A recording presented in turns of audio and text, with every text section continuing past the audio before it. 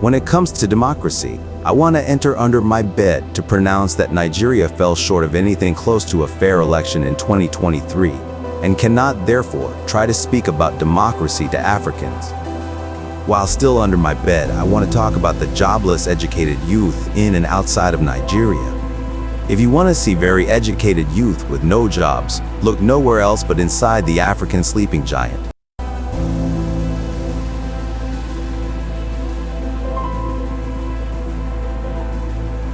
One thing for sure is that Africa is not condemned to suffering to eternity. Depending on how you look at it, there are some truths that need to be spoken fearlessly. Sit back, relax, and if you want to have some popcorns, feel free. Let me tell you some important facts. Africa is a vast and diverse continent with a rich history and an incredible array of cultures, landscapes, minerals, and wildlife. It is the only continent discovered and inhabited by humans in the universe that can pride in God protecting them against all odds. If I start with listing diseases, corruption cases, and bad leaders, jobless youth, international selfish interests, the list of challenges cannot finish in one video. But you would appreciate why at this point I acknowledge God's protection. Still, the people in the continent Africa remain very hopeful that things will change someday. Change doesn't just come on its own. Someone somewhere must come out and speak some truths. It is not true that the leaders in the continent have no control over what happens in the countries that they lead in this beautiful and bountifully blessed continent. The African man stands for strength, authority, and leadership at the household level, and so is expected to extend beyond. How could we make a mistake of imagining that he could lose control over a country that he leads? The only strongest economy, the most populous, and one that is blessed with minerals that could significantly change the lives of its citizens and beyond, is a very sleepy giant. You may have guessed by now that I want to talk about Nigeria. Let us take a moment here and adjust our focus to the Western economies, and we see America standing out as a leader among superpowers.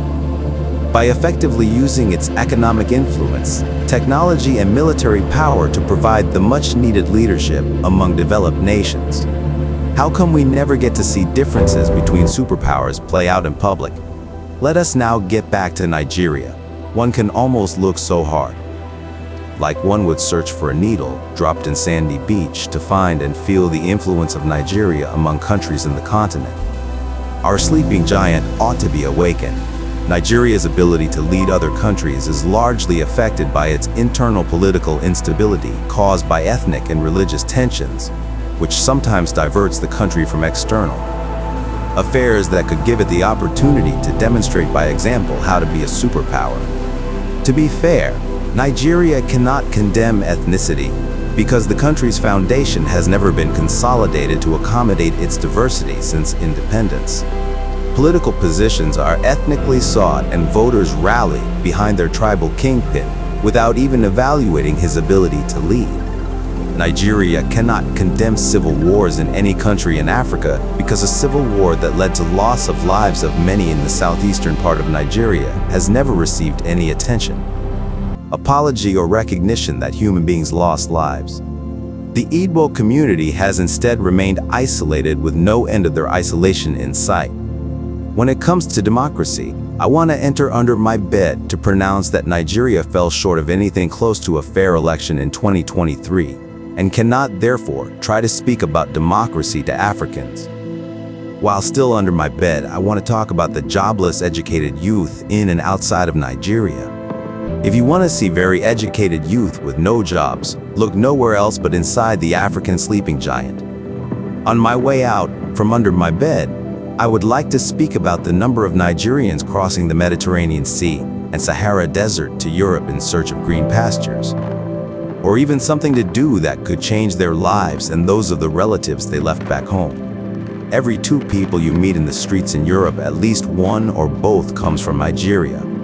The challenged sleeping giant in Africa has remained a player of regional politics among the economic community of West African states and could not even effectively condemn the Niger coup. The internal challenges that the country faced, which has failed to resolve, has led to lack of trust and cooperation among African countries.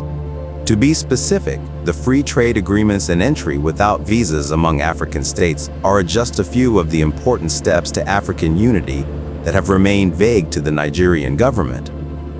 The fact is that if the sleeping giant does not wake up, the unity of African countries will remain elusive.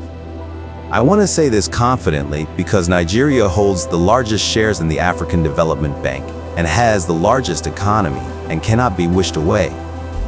If you want good music, movies, well-spoken businessmen and women, pastors, and any other experts that could be in your mind right now, look nowhere else but inside the sleeping African giant. Nigeria is the largest oil producer in Africa and world and has historically exported oil. What is strange is that its refining capacity is limited, and I know I should have remained under the bed to say this, but it is so sad that there's so many jobless youths when there's too much oil that could have been refined. While in the process creating job opportunities and improving the lives of its citizens.